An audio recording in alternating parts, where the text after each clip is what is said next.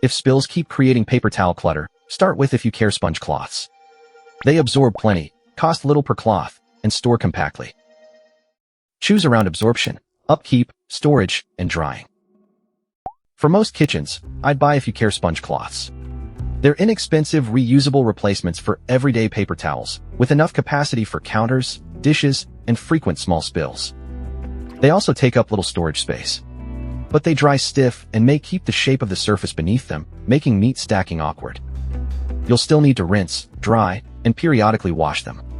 Skip these if you want a cloth that air dries soft and flat, or you prefer disposable cleanup. For an affordable, compact cloth that handles everyday kitchen spills, choose If You Care sponge cloths. Just expect routine rinsing, washing, and stiff air drying. Before buying, choose an open drying spot, confirm you're willing to wash reusable cloths, and check whether local compost collection accepts the material. Start with If You Care sponge cloths if you want fewer disposable towels without adding bulky supplies. Pass if stiff drying or routine washing will annoy you. Links are in the description. Squared away. Buy by the problem, not the loudest claim. Subscribe for the next setup guide.